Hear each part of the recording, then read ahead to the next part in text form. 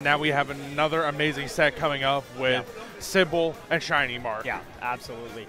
Cybil, ShinyMark is going to be interesting. We actually have 3 Falcos in Winner's Side Top 64, 2 of them from my region in Chicago, my new region, in Cypher and Eclipse, and now we also have Cybil joining the ranks. Now, the other 2 have easier matchups, right? We've got, I think Cypher is against Zomba.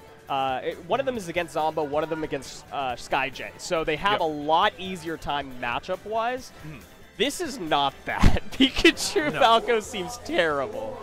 No, it seems like a matchup where if you do try to establish that aerial dominance, you really can't do anything to force a win condition because there's so much faster frame data on the side of ShinyMark that there's no real clear path to victory except, like you've mentioned, just playing a solid fundamental base game and basically abusing the reflector from Falco.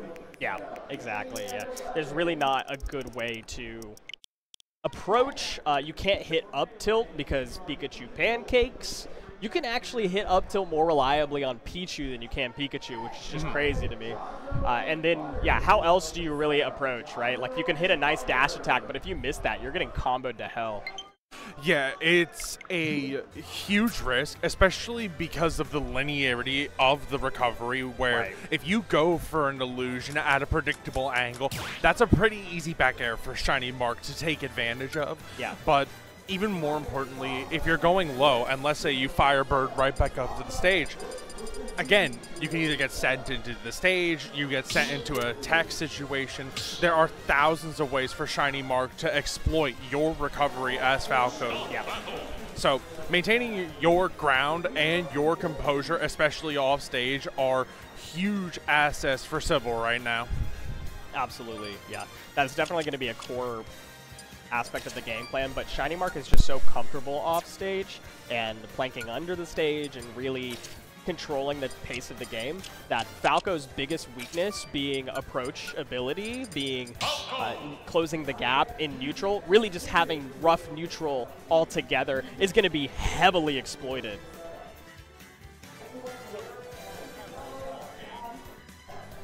So you said how there are a couple of Falcos, especially in your region. Yes. What is there that Cybil can do to possibly open up ShinyMark? So here's the issue. There's no Pikachus in my region. So I don't know. The next closest thing I could think of is maybe Inkling in region. And even then, it's really difficult. I mean, you play around lasers the best that you can. Inkling can low-profile lasers. I don't think Pikachu really has that same ability to, like, dash in and deal with lasers, but you probably want... I would imagine you'd want a longer stage if you're playing Pikachu. You just get all the room in the world to set up T-Jolt, and you probably want like a Smashville or like a Hollow Bastion, ideally, if you're playing Falco, or Battlefield if it's left open. I have to imagine ShinyMark would ban all 3 of those, though. Yeah, there's almost the double-edged sword of triplats where Falco can abuse them, Pikachu can abuse triplats, but I think elongating the stage, much like going to small battlefields, is an easy way for ShinyMark to try and open up the game plan.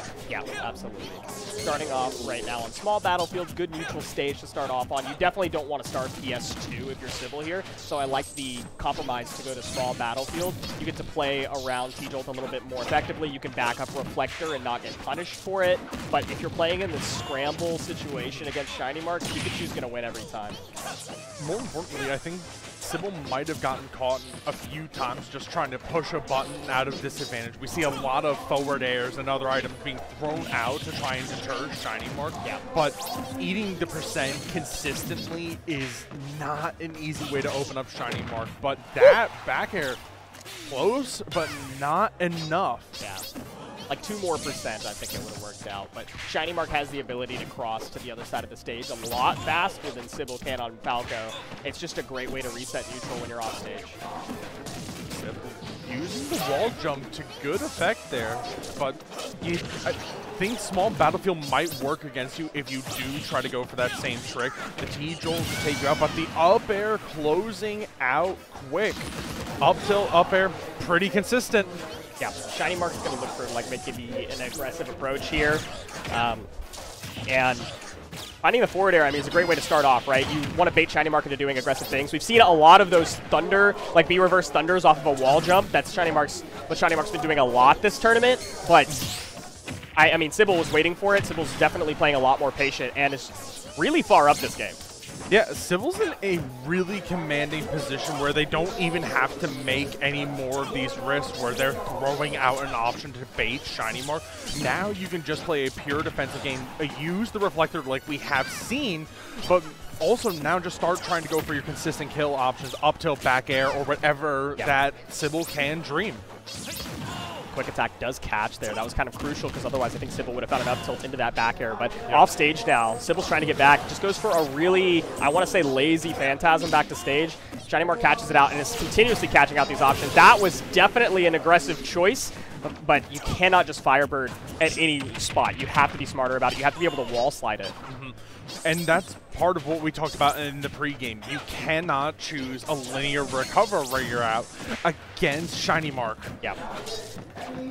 ShinyMark's controlling a lot of the stage right now, and Cybil backing up. I really like just backing up and forcing ShinyMark to approach. You have that freedom right now with the percentage advantage, but not for long necessarily. All it takes is maybe 2 interactions from ShinyMark to get above. But if you can reverse the corner pressure, that's crucial.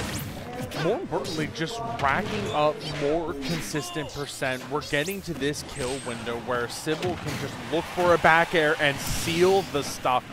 2-1. Cybil's in a pretty commanding lead right now. Cybil's looking really strong, and I'm wondering how much of this comes down to matchup experience. I don't think ShinyMark has played a lot of top-level Falcos. I don't know if there's any Larry Lurr or Tilde experience, and then otherwise there's really not a lot of Falcos in region for ShinyMark as far as I know, and definitely not a lot from the events that they're traveling to.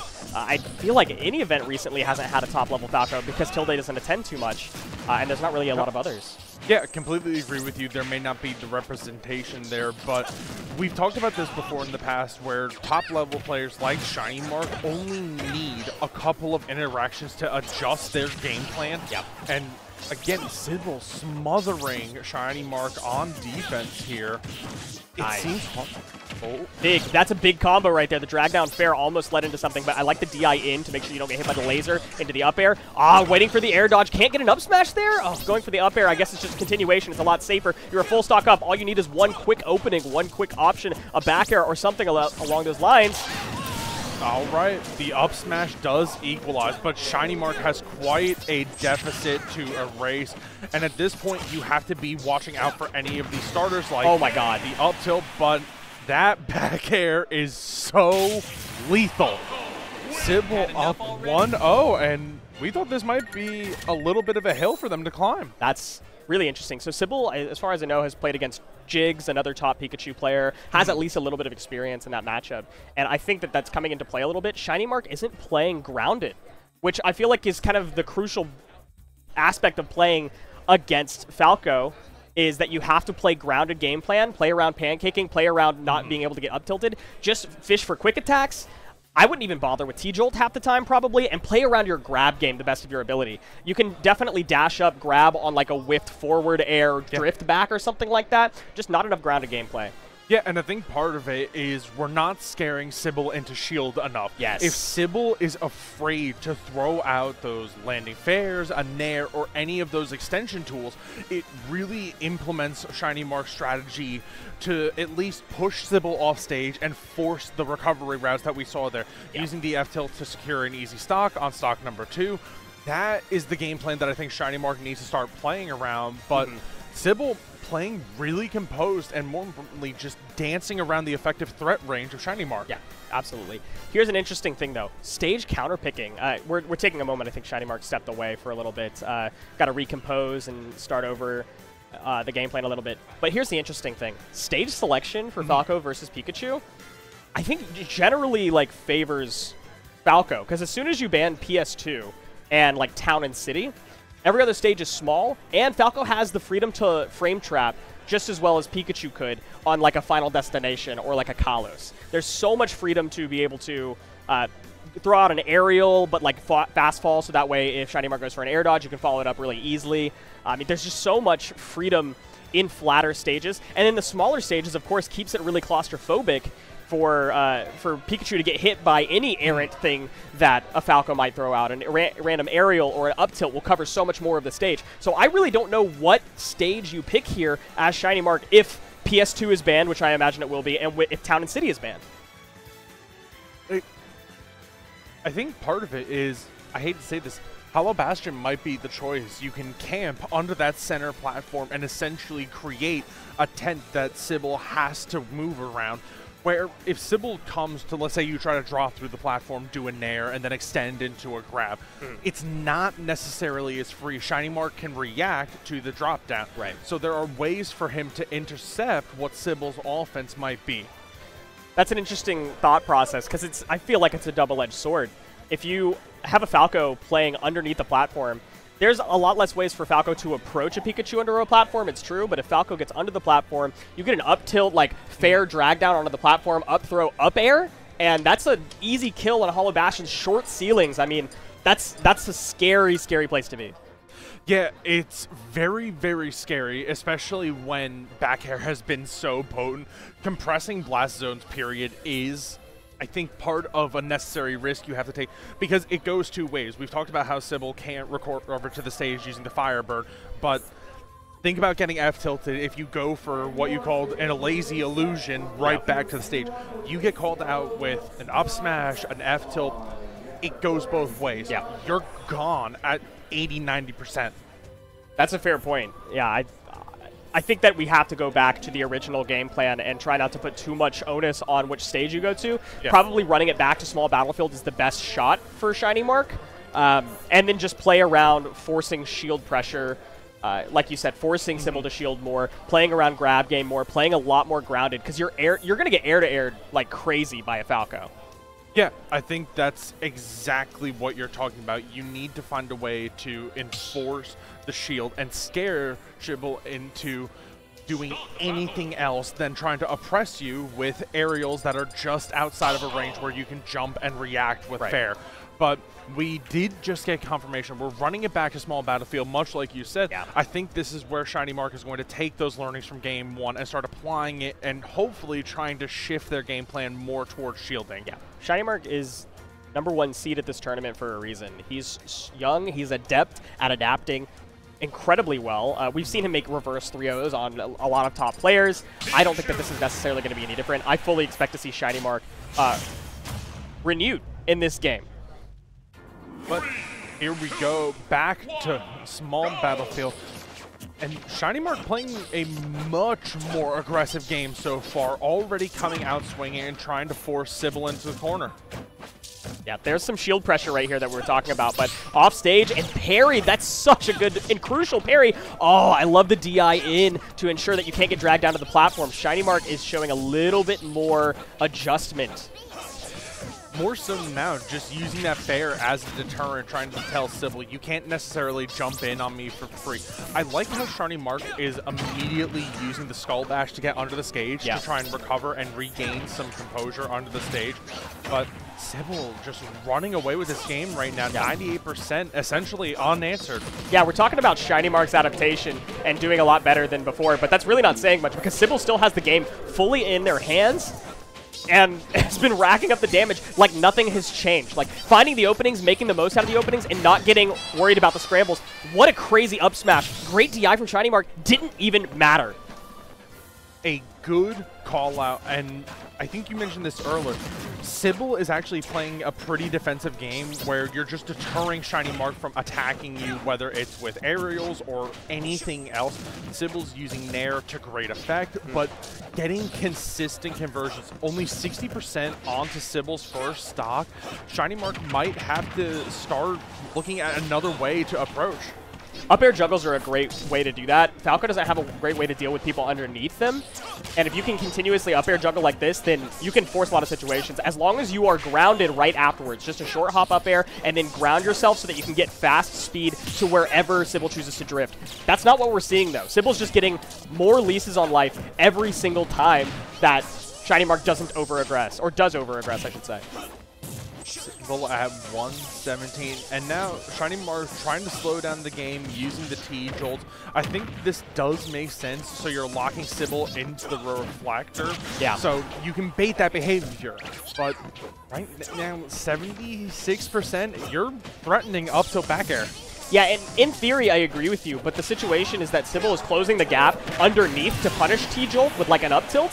But ShinyMark did pressure with T-Jolt there, forced Cybil to roll to the other side of the stage, and then found a dash attack to close up the stock. I think ShinyMark's going to try to take the pace of the game into his own hands now, if possible. Yeah, you can definitely try to take the tempo into your own hands, but part of this is just getting Cybil to commit to the shield. What a crazy option. I was about to say, that was so close to a quick stock loss. And I like how Cybil is threatening ShinyMark to drift away from the stage. Yeah. Just do not get back to the ground. Absolutely. But here's Cybil's like red flag right now, right? This is the Achilles heel, is the aggressive recovery options. If ShinyMark keeps pressuring Cybil off stage, maybe going for some throws or forward airs to force Cybil off stage, then all you have to do is react to one aggressive recovery option, and Cybil's gonna die. That said, Cybil's not giving it up. Cybil is doing a great job of calling out similarly aggressive recovery options. The fair, extremely well placed, giving Mark nowhere to run. But now this is where I don't think Cybil can keep recovering this high. They are going so high so consistently. The grab punish on the quick attack. This is insane. Cybil looks so practiced in this matchup. It's so consistent. Cybil is executing a game plan and just adhering to a fundamental principle. I'm not going to go in. I'm going to let you approach.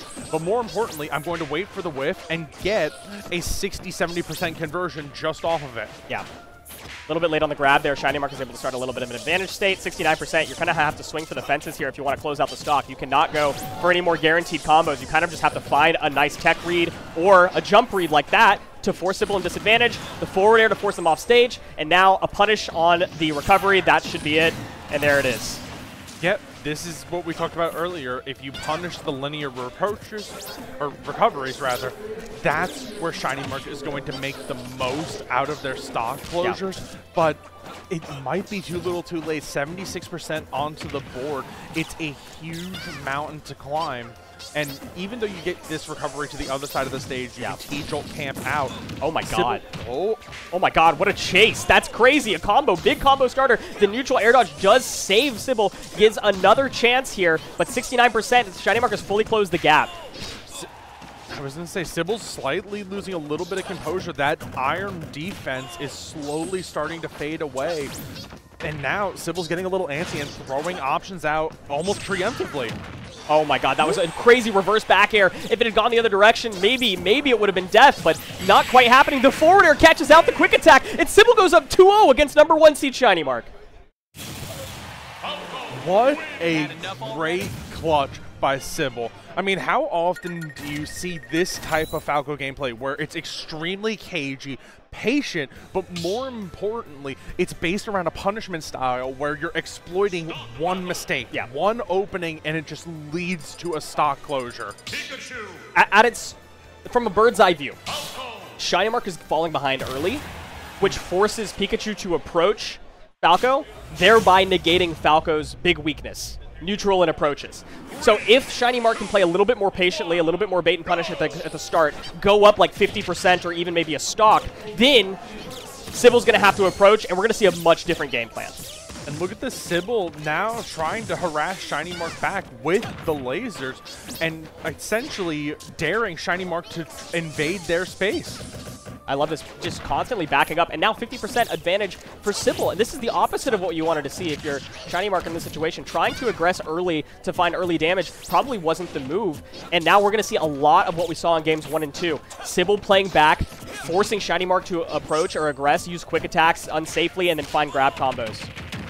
Doing a really good job of finding openings in ShinyMark's offense, but now I don't know if there's an easy way to break Cybil out of the corner. They've been very intentional about cornering themselves to abuse ShinyMark 97% and launching them off stage.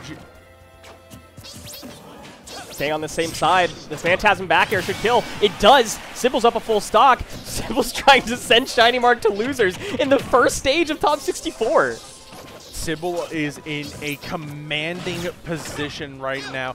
70% on the first stock. This is looking pretty similar to game 2.